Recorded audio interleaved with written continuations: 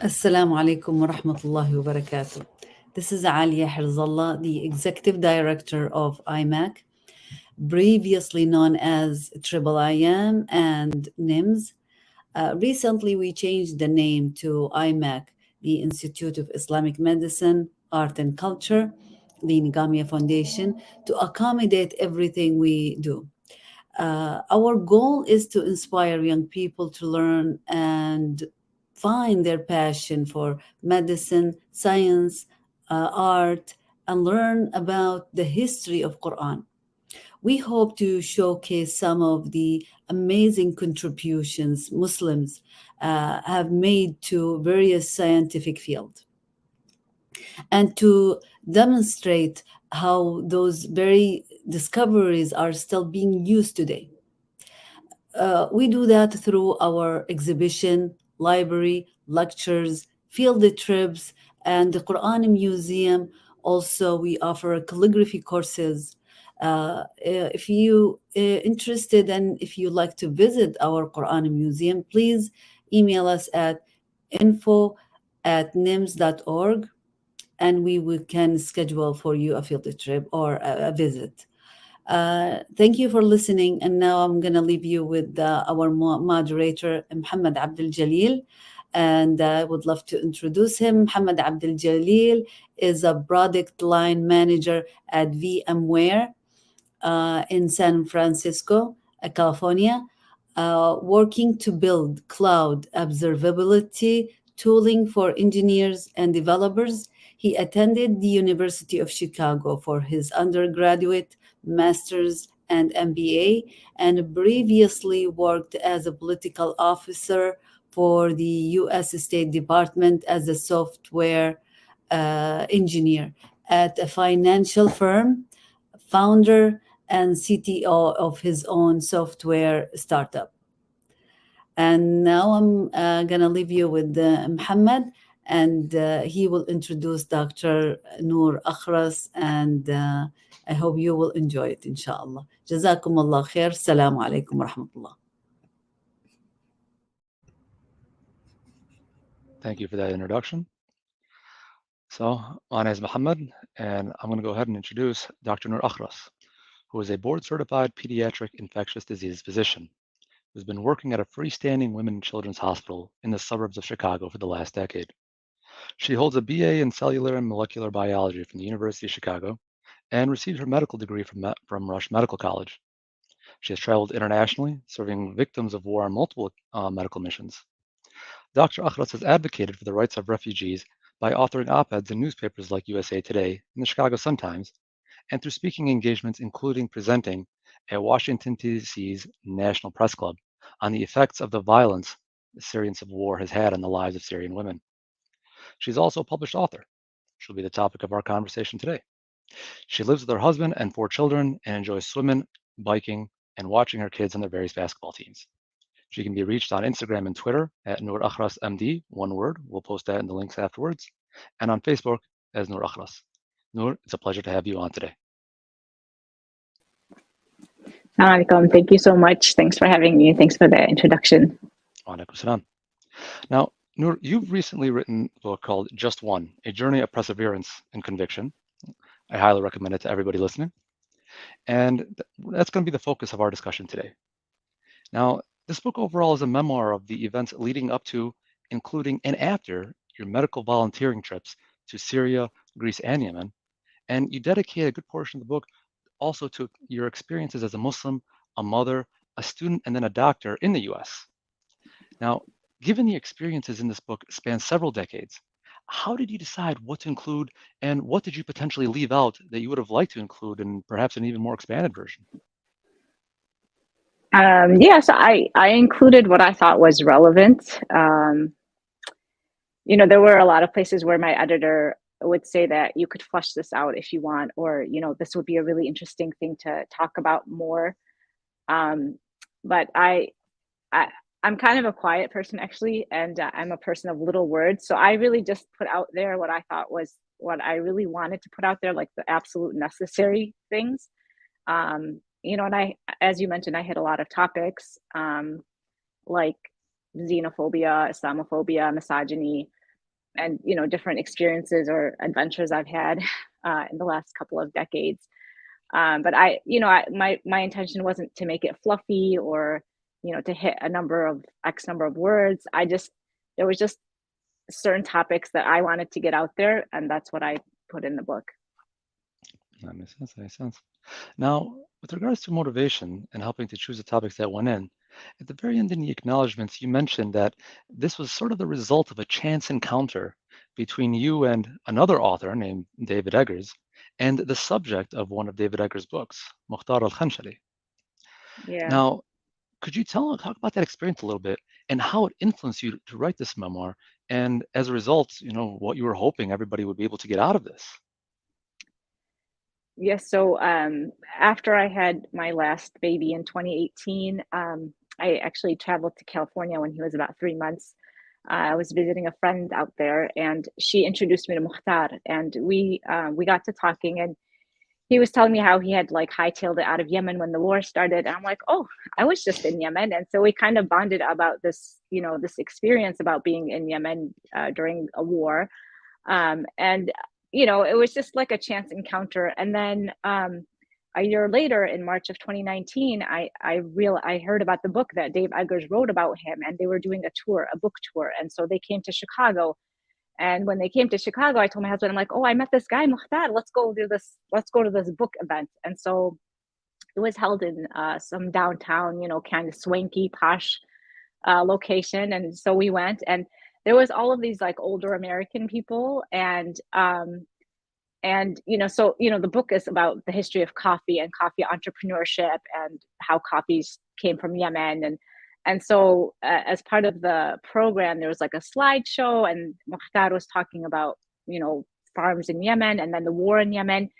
And I thought to myself, like, wow, look at how powerful this is. Like, I bet you these people who came to this book event because of Dave Eggers and because he's a famous author, they maybe would have never like been able to identify Yemen on the map had it not been for the book. And so it just gave me a glimpse of what the power of storytelling is. And, in the last 10 years, the news about Syria, like, we just hear it like every once in a while, there's some news about Syria, like the use of chemical weapons or the bombing of hospitals or crossing a red line, or, it just comes. And then it's like a flash in the pan, and then we don't hear about it again. And so I thought, maybe if I write a book about it, it will put Syria back on the map, and that was really the motivation for it, just to put Syria back on the map, put it on people's minds, and try to help alleviate the situation that's been going on for about 12 years now with no political resolution in sight. And with no political resolution, I just don't see the refugees going back to their home. Yeah, that's right. So on that last point, let's actually get into it. The book is really organized around these trips that you had done, helping out the refugees in these different areas. Now, I want to actually drill into some of the experiences that you had across both Syria, Greece, and Yemen. But before we get into the specific of any one of those, I just want to say, in general, at an aggregate level, how would you say that the medical needs that you experienced differed between the refugees that you saw in each of these three places? I mean, in Syria and Greece, there were Syrian refugees in the same cases, but different constraints upon them both.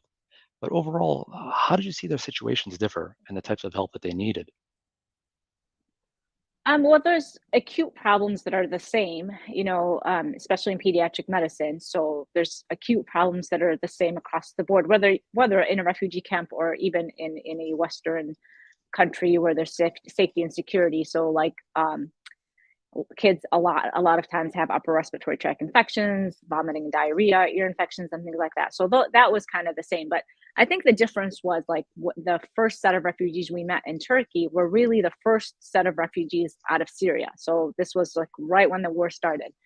And then by the time Greece came along, these people had been suffering in Syria or in the situation in Syria for years. And so the psychosocial trauma was a lot bigger.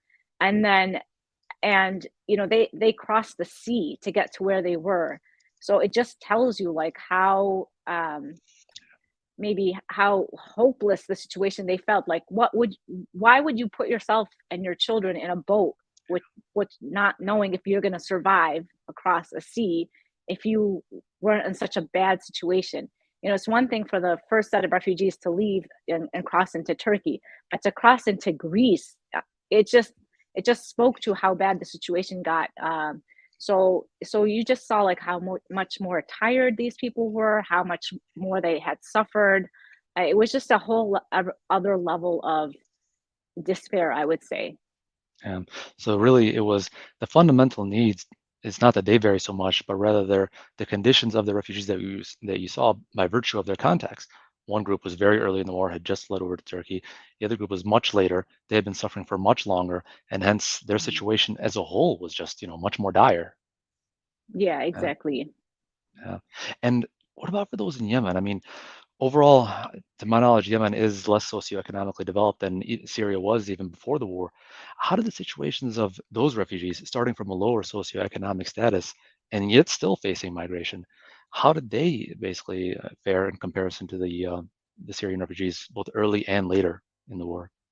So the Yemeni people were internally displaced, the ones that we saw. But what I noticed about Yemen was, as you said, their socioeconomic status in general was worse, and then their medical status also, like the medical system, the medical infrastructure was worse than Syria, and just like having just that one tertiary care hospital for this big area, or that just one ventilator, or that they hadn't really, they didn't really know how to care for newborns. In a way that is commensurate with 2020, 2021, or 2018, I guess it was 2018, 2017. So that really like blew my mind. Like you just realize like how I don't want to say how unfair the world is, but like how much Yeah, disparity there is, and how lucky we are to be where we are, and and it just hits home the point, like, why am I here? Why am I Nour Akhras here in Chicago and not in a refugee camp outside of Syria? You know what I'm saying? Like, yeah, it just really hits home for you, and makes you really thankful. And for me, that also propels me to do more, because like I know, I have this knowledge now. Like, I can't unlearn what I learned about Yemen. I can't unlearn what I learned about Syrian refugees. So it just, it makes you feel more responsible, I think. yeah, that makes sense. And actually, on the note of being here versus being overseas helping, one of the things you mentioned when in your first mission was that when you arrived, there was a need for help from obstetricians and gynecologists, which reflects a particular level of specialty. And it seemed like that specialty wasn't being addressed. I was going to ask, at the margin, given what help was being provided there, the volunteers who did come, which specialities, both medical and non-medical, did you feel were most short supply, such that if you were speaking to someone in any one of these, professions today, hopefully listening on to this call, which category, which groups would you most encourage that, hey, your skill sets are at the margin highly needed and really in need in these places? I mean, the need is so great. I mean, I don't even think like I can tell you one specialty, but if I had to encourage one group of physicians, I get, or healthcare workers, I would say, especially now, especially after the earthquakes, I would say it would be like psychologists and psychiatrists, because Yeah, the trauma that these people have faced is, compounded trauma. So not only the war, barrel bombs, chemical weapons. A lot of them have been displaced multiple times, so 20 times in 12 years. Like, that's kind of the number. That's, after the earthquakes, some of these families have been displaced 20 times in 12 years. So that means you're not living in the same place for 1 year. And imagine if you're a child. So you're born in, 2011, 2012.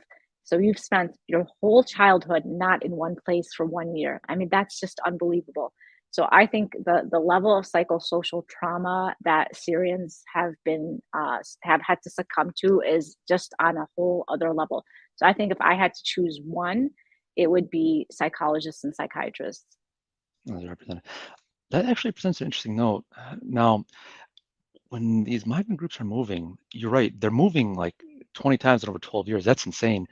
One question I have is the migration at least with similar friends and family, such that at least some of these children are interacting with the same people during this period of time, or even that is not something that's available to them?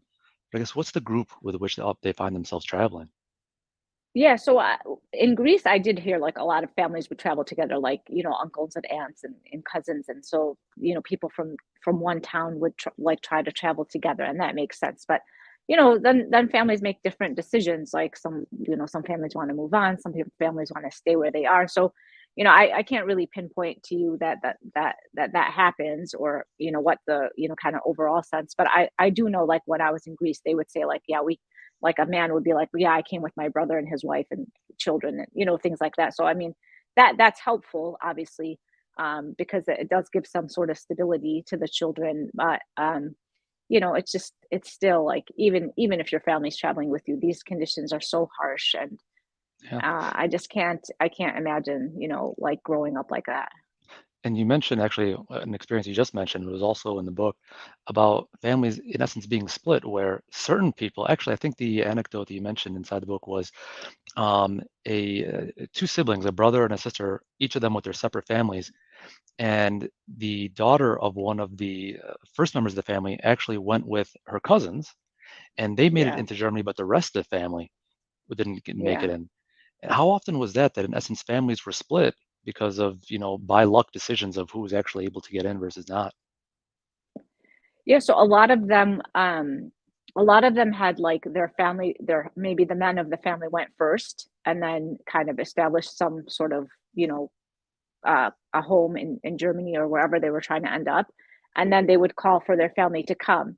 And so when their family started to migrate, then the borders closed. So a lot of people did end up like, cut off from their families, and then it just took longer for the paperwork. And so that did happen quite a bit. I mean, I heard a lot of stories like that. And then when this happens, the male is oftentimes going first to perhaps scout out the area, try to find some employment before bringing the rest of his family. Does that mean that the rest of his family, his wife, his children, that they're having to travel by themselves across these areas? Or does the father ever actually come back and rejoin the family to then make the trip together? How does that happen? Most of the time, I heard that the families would come by themselves. Like the husband wouldn't come back Yeah. to get them; he would just, try to like guide them over. And especially walking in many of these situations that they were, I can only imagine that even being more difficult where you're walking now in essence by yourself without the primary breadwinner, your father, being there for the family, which just makes it even more challenging for them. Yeah, Oh, that's, a lot of difficulty. Like just it's yeah. mhm. Now, in this process of traveling, I mean, in your second trip, you went to Greece, but that's because that's where the refugees were. And by no measure of the imagination was that the intended setup of all this. It reflects the fact that they were traveling to get to somewhere and they couldn't reach their intended goal. And one of the things that we can and you did do to actually help is to go there and help them out with regards to their conditions living there, but with regards to their ultimate goal of being able to move to a place where they can reestablish their lives. Right? What can be done to help there, if anything, for the audience listening or for viewers at home anywhere? What can be done to help this situation, the ultimate end goal for them? Yeah, I just think like writing letters to politicians, or just spreading awareness of what of the situation of why are borders closing, why are we preventing people from you know re- reuniting with their families, why aren't we letting people in? I mean, what I think the situation in Ukraine taught us is that we are very capable of doing that. The war in Ukraine taught us that we Europeans, Western nations, we are very capable and very willing to host certain refugees, whereas Yeah, that's not happening for other refugees. So even yeah, in the exactly. United States, itself, since the war in Ukraine, over 113,000 Ukrainians have been welcomed into the United States. Um, that number is nowhere near the number of the Syrian refugees that have been welcomed in the United States. So I just think like spreading awareness, having a heightened awareness, writing our politicians, and just having the conversation, opening up the dialogue of why can't these people reunite with their families? Why are they stuck in certain places? Why are the borders closed for certain people but not for others? Mhm. And on that note, you actually mentioned in your book during the Trump era how, despite the war, the fact that the war is going on, instead of even offering some opportunities for people to get in, the borders closed for the U.S. such that even you, when you were traveling, I think at the time in the Emirates, your family was Mhm. afraid of whether or not you'd be able to get back in, and you're an American citizen. Yeah, yeah. Yeah, I mean, I'm a naturalized American citizen, and so I had been reading like a couple of reports of Syrians not being able to come back into the United States, even though they were American citizens, because Syria was one of the 7 countries that was listed in the travel ban. Yeah, in direct contrast to what we're experiencing now, with as arduous as the situation is for the people in Ukraine facing that invasion, the situation was a little bit different when Syrians were facing the same thing, worse actually, Yeah, by their own government yeah. at the Mhm. time. Now, something with regards to helping out in the process, you actually, well, in particular after your Yemen initiative, I wanted to talk about an initiative that you had helped start off there. So you mentioned earlier a bit ago that there was a lot of low-level medical help that just wasn't accessible to the Yemenis, and that you started an initiative that you mentioned in your book called Helping Babies Breathe to help alleviate some of this. I was wondering if you could talk about the experience there, what the benefit that they received was. You also expanded it to Bangladesh, if I'm not mistaken. You mentioned that it was active in both of them. Basically, kind of talk through what the needs were, what the program helped them with, and how you've been able to expand it, at least since it was initially founded. Yeah, so I didn't actually found helping babies breathe after I came back from Yemen. I had my baby, and then COVID hit soon after that. So I kind of took a leave of absence from Med Global because I just, my kids were all at home, and there was a pandemic and infectious disease Yeah. pandemic. So that initiative was started from other volunteers in Med Global, and so helping babies breathe is actually a global program, and it just focuses on the golden minute, which is the first minute after the baby's born, and how important it is for the oxygen to get to the brain of the baby in order for the baby's brain to develop normally. And so helping babies breathe is a program of teaching people how to resuscitate newborns, basically. And so what's most important, again, is that we know that the baby's crying, because when the baby's crying, we know that the baby's breathing and that the oxygen is circulating. And when that's not happening, we need to like suction the airway, clear the airway, open up the airway, and make sure that oxygen gets in there. And so this program, so the Med Global volunteers have used it in Yemen and Bangladesh, teaching healthcare workers there how to resuscitate babies. And so so that's one of the nice things about Med Global. It's not like you just swoop in with a medical mission and then you're there and then you're done. One of their goals is to teach healthcare workers and to train healthcare workers in life resuscitating procedures. So that's been a really nice program that's been going on since we came back from Yemen. Yeah. And we're going to get into Med Global in just a second here. But on this note, focusing on the golden minute, as you described it, in the book, you say that in essence, there was a lot of focus during the child giving process or the birth giving process on the mother at that rate. But in essence, the baby is left there waiting, and I'm just kind of, I'm Yeah. be honest, I don't know if I was as surprised as you were actually seeing it around. I was definitely very surprised reading it. But the consequences end up being immense. I mean, you mentioned that this potentially leading to a lot of cases of cerebral palsy that you had run into. Yeah. And then I just Mhm. wanted to basically, just for our information, as opposed to what's happening in these other places, what was being done, or I should say, what was not being done that should have been done in this golden minute when a baby's immediately born, that has so much benefits afterwards. Yeah, so that's what we do here in the United States after a baby is born, is that if the baby's not crying, we resuscitate the baby, which consists of drying the baby, stimulating the baby, suctioning the airway, opening up the airway. And if none of those work, then you provide oxygen.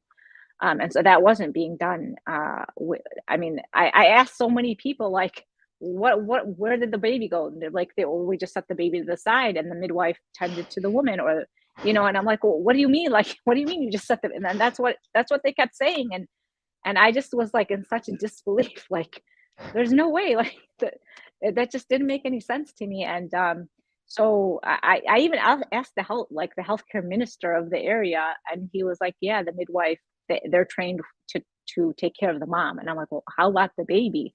And he didn't really have an answer. So yeah, here in the United States, like, that's just unheard of, to not tend to the baby. That a lot of times the pediatric team is called in when the mom is laboring, or there's a nurse there that's just specifically for the baby to make sure that everything is going okay on the baby side.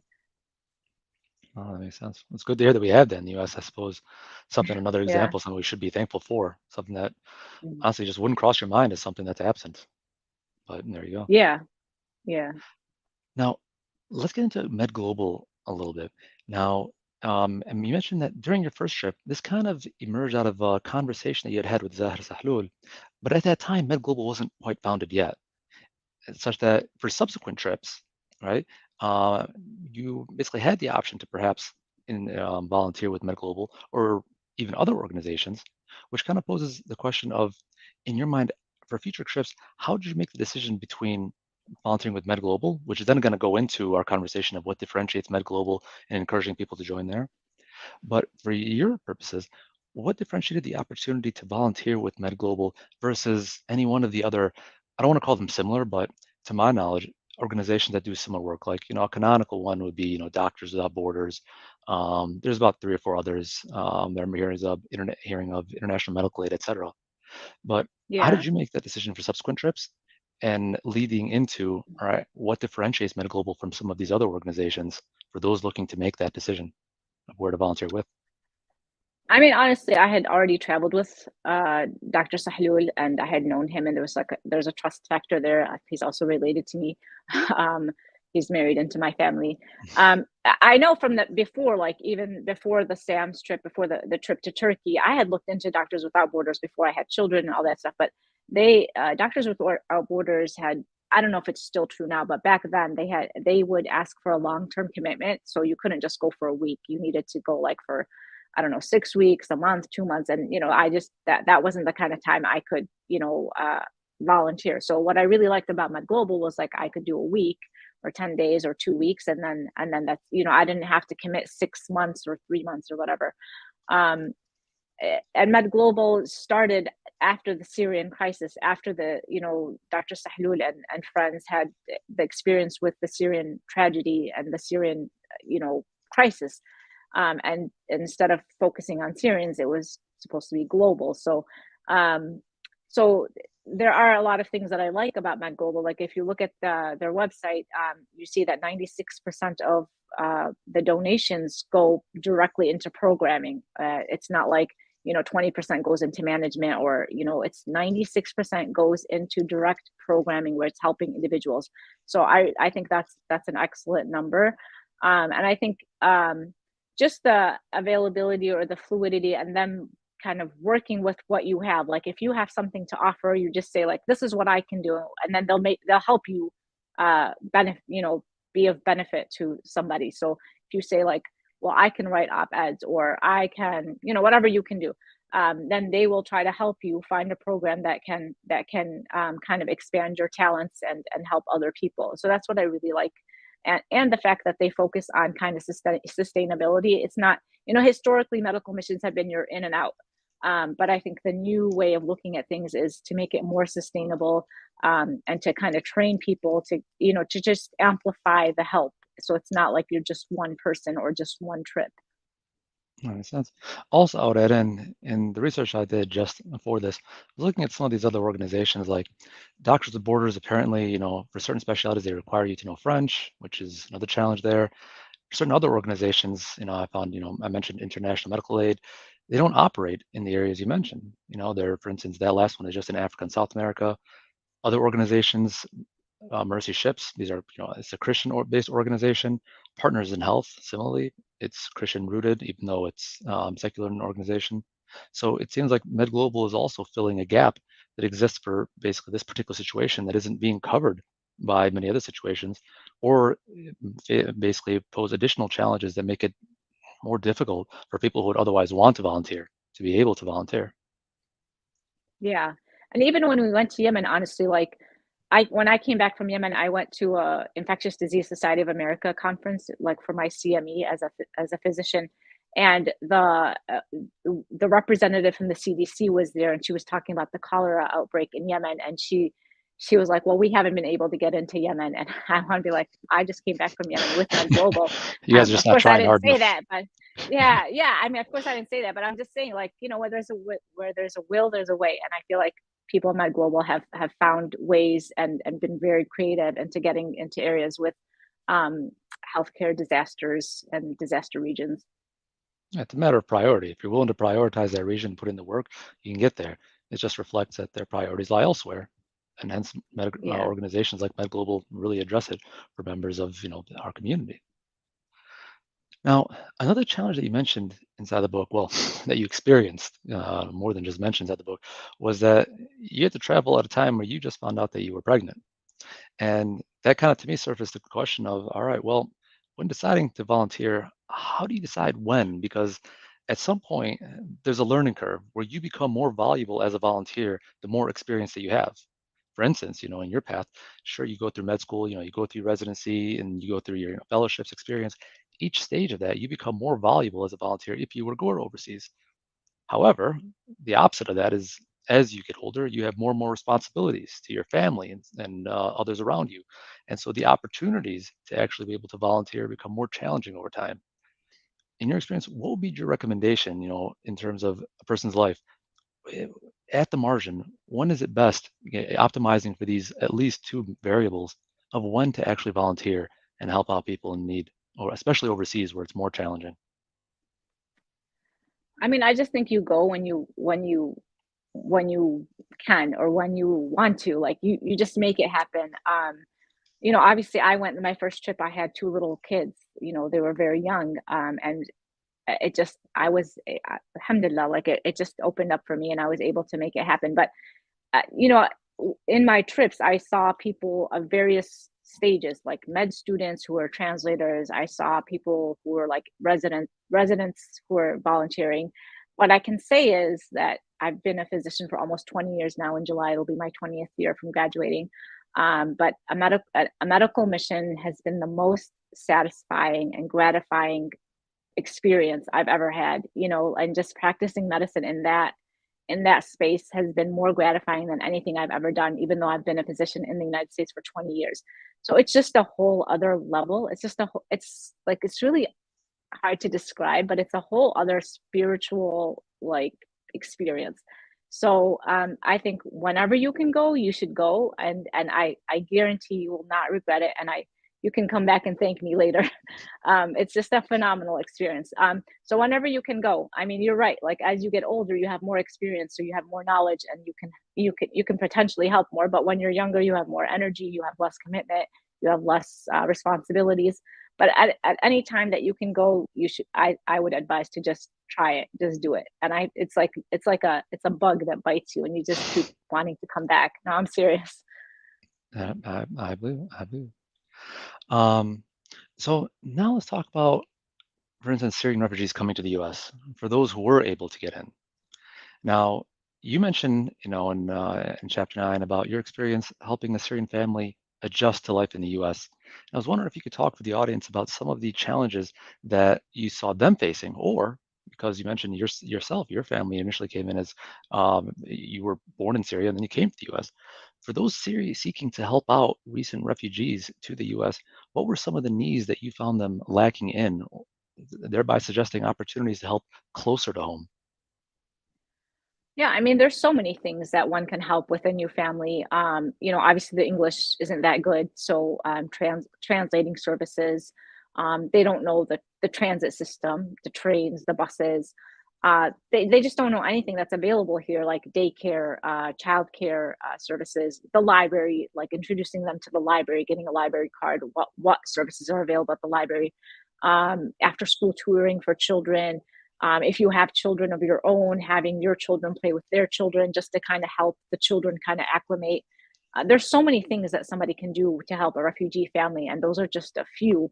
But just kind of just orienting them to a city. I don't know if you grew up in Chicago. It sounds like maybe you did because you went to University of Chicago. Now you're in San Francisco. Like imagine when you went to San Francisco, you didn't know anything there, right? I mean, but your English is good, so you can read and you know where the bus and all that stuff. But just imagine yourself when you go to a new city, but you don't know the language. Like there's so many things that you can help facilitate for a refugee family.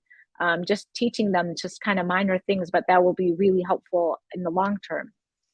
Yeah, the experience I had with, so I was helping out refugee families, Syrian refugee families back in Chicago, and something as simple as actually just helping the guy get his driver's license.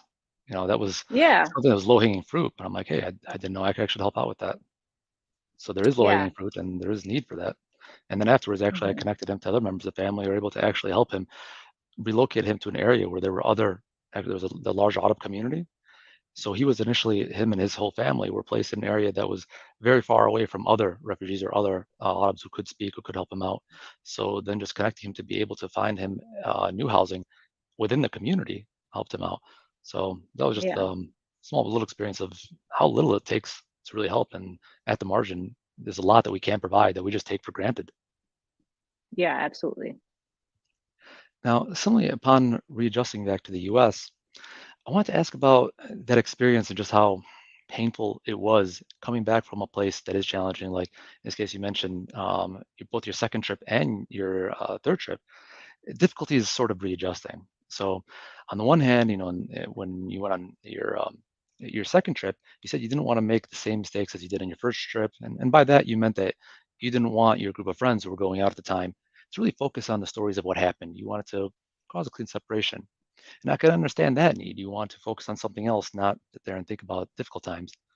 But at the same time, during the last trip you mentioned, the experience with another friend was asking about their dress, which seemed so frivolous at the same time.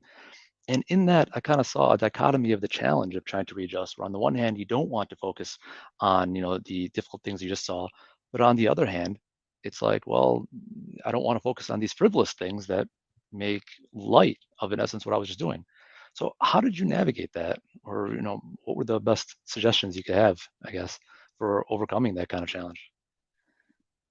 Yeah, I think one of the first ones is just to recognize that that happens. I mean, I had just talked to someone who was going to volunteer after the earthquake. It was going to be her first time going into this kind of environment, and I told her, like, you need to recognize that when you come back, it's going to be really hard. Like, it's going to be really hard being there, but coming back is really hard too.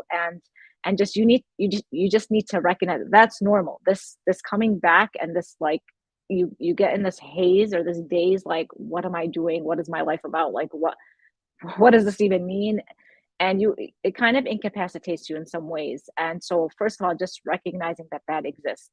Second of all, I think also just if it's really getting to you, talking to a professional, just talking to a therapist or somebody who's focuses on mental health to help you kind of overcome that. And then third of all, recognizing that you will forget, that feeling will go away, and that's good because you don't want to be stuck in that feeling for a long time. But that doesn't mean that you won't get triggered. Like, even I've mentioned multiple times, like, when I was writing this book, even though it's been like 10 years since my first trip, I still get emotional. When my publisher would ask me certain things, there were times that I'm still crying about it, and I'm like, gosh darn it, it's been 10 years, like, when is this going to end? But it doesn't end. And those feelings, like the experiences, like, you can't get rid of them. But what happens is, like, you compartmentalize them somewhere in your brain, and then you kind of just move on. But so, first of all, recognizing, talking to someone who's a professional if it's really getting incapacitated, and recognizing that these feelings will fade, but that but it's that feeling that makes you want to keep helping. So it's good in a way. It is very difficult, but just giving yourself time and grace, I think, is the most important thing. Yeah, I reflect here on we had a family friend. He was my wife's cousin who he spent a year in Greece helping out, and then the thought of going back to his job back, and he lives in New York. The thought of going back to his job was just so unreal to him. Like after this, that he mentioned he just had to take several more months off just being back in the U.S., not working, just to kind of reacclimate before he could even think about pursuing a regular day job completely unrelated to the things that he had been doing. And I think he actually did pursue help in that situation. So Yeah, it's I definitely a mean, challenge. yeah, and there's nothing wrong with that. That's actually good. You should, we should. It's not, there's no shame in mental health issues. We really should, like, be talking about it. It should. I mean, I talk about that a lot in the book. How even medicine, like, when I was being trained, nobody talked about that stuff. It was, they were starting to talk about it a little bit, but it wasn't focused on Yeah. enough, I believe. And so even now, like, we see after the pandemic, how many healthcare workers committed suicide. It was a lot. The pandemic was a lot. And so I think just keeping that stuff out in the open and talking about it and normalizing mental health issues is very important. That makes sense. Now, what I want to do now is kind of transition over to talking a little bit more about the book and the writing process itself, right? We had kind of started with that in the introduction, and we delved into the actual content that was presented. Now I want to go back into the book, starting with, well, we have a comment from one of our listeners that asks something that I believe we covered at the very beginning, but kind of talking about where you got the, so Shahab writes, where did you get the idea to write the book? I know we talked about this at the very beginning. Would you want to address it one more time just for our audience? Yeah, sure. I'll just briefly say that I had met somebody who was in Yemen during the war, and then that person became the subject of a book by Dave Eggers. Dave Eggers is a famous American writer who's written books about Katrina. He's written a book about the Lost Boys of Sudan. And then he wrote a book about the history of coffee and this young Yemeni American man who started a coffee business. And they did a book tour in Chicago. And when I went to the book tour, the book signing event, and there was a lot of older white American people coming because of Dave Eggers. And then they were presenting Yemen and the history of Yemen, the history of coffee, the history of the Yemen crisis. And I thought to myself, like, oh, without this book, like, these people might have never been able to identify Yemen on the map. But the power of stories and the power of storytelling was really obvious to me during that event. And that's really what prompted me to write the book, because I wanted Syria and the Syrian refugee crisis and the Syrian refugees to be back on the minds and the minds of people to help kind of maybe find a political resolution to this problem with no end in sight. And on that note, we all, you mentioned two influences right there, but we all have a series of influences, and some of them you mentioned in your acknowledgments. Is there anybody else who you'd want to cite who had a major influence both on your life and hence into the book, or directly upon the book in and of itself? I mean, like, and there may not be, but just giving the yeah, no, I mean, I'm just gonna like shout out my husband here, because every once in a while he I'd be features like, oh very my God, prominently in the book. yeah, like, this is so dumb. What am I doing? Like, I'm not a writer, I'm not an author, I'm a physician, I'm a mom, and like, this is so dumb. And he would be like, no, it's good. Like, no, you wrote it. It would be like, a lot of times it'd be like, you already wrote it. I mean, I was finished writing it in 2019, honestly, but except the COVID chapter. But I couldn't find an agent, and no one was picking it up. And then, I'd be like, this is so dumb, I don't know what I'm doing. And then he'd be like, no, but you already wrote it, it's already written, just keep going. And then I'd go query some more agents, and then I would get like rejected a million times, and then I would just be like, this is so dumb, and I move on with my life. And then something would just spark it again, and he'd be like, but you already wrote it. So for real, like, if it wasn't for him, I would have just dropped this project so long ago. So really, I need to like give props to my husband, because if it wasn't for him, I would have never published this book. Honestly, I'm just being honest. Well, we're all very thankful to him for that reason. Amjad, and if you're listening right now, which you should be, we're all very thankful to you. And it sounds like, on that note, the motivation was actually the hardest part of all this, like having the motivation to continue going forward when you're having self-doubt about writing the book.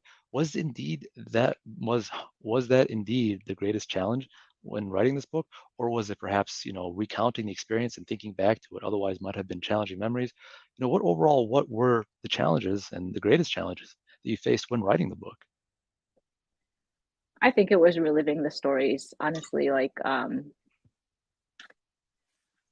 they're hard, like, some people ask me like, oh, is this an easy read? I'm like, it's a fast read, but it's not an easy read. This is not a book that you want to like take on your vacation, your beach vacation. It's heavy. A lot of it is super heavy. So I think reliving a lot of the stories, and then talking about them. Writing's okay, but especially talking about them, when people ask me questions, that's been hard. I think that's been the hardest part, just like kind of reliving some of these stories. Yeah, I can imagine, especially I think of some others, if you just went through a period where you're getting help to overcome those stories as you're readjusting back into the US, only to have to surface those stories back up repeatedly as you go through the writing process, and then think about the wording. And sure, yeah, the wording is an issue, but the memory behind that wording is still there, and continuing to relive that over time, I can imagine being a continuous challenge. So probably helped that Amjad was there supporting you nonetheless to get Yeah. through it. Now, you mentioned that this book stopped, or most of it was written in 2019 before the pandemic started. And during the pandemic, not many of us were going around and, interacting with people within our own communities, let alone traveling. Now that the pandemic is closing, could you mention, do you have any plans to basically go back, volunteer anywhere else? If so, would you want to talk about that? Or if you have any recommendations for where others themselves should be trying to volunteer at this moment, any particular projects that Med Global is undergoing, would you be able to talk about any one of those? Yeah, so there's actually a team on the ground right now in northwest Syria, helping with the earthquake disaster victims. 150,000 households were demolished and 900,000 people lost their homes, basically. And just so there's people, there's that, Med Global was there before the earthquake, so they had clinics there, mobile clinics, and they were supporting hospitals. So I think that's like the biggest need. There's also obviously in Gaza, and I think they're in like 10 locations, 10 countries, Colombia, Venezuela, and some other, Bangladesh, and some other areas.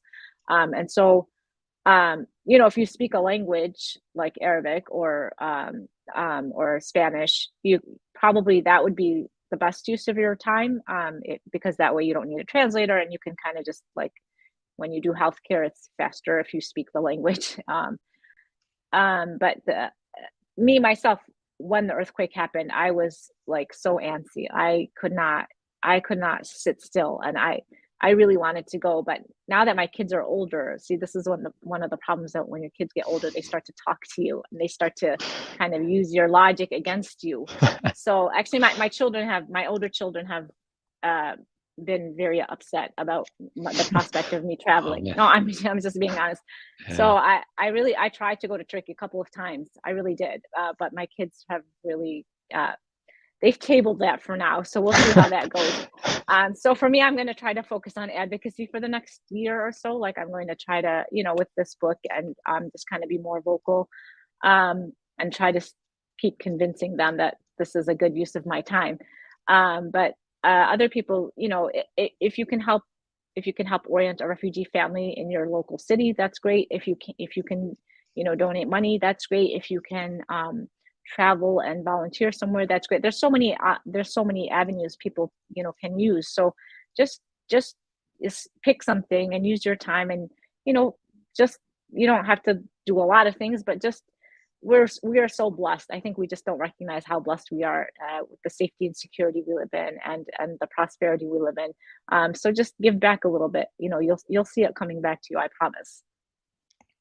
Absolutely, absolutely. Nour, I think that was a great way to end this. I just want to mention to everybody else one more time, the name of the book is, there we go, Just One, sorry, my background is blurring it.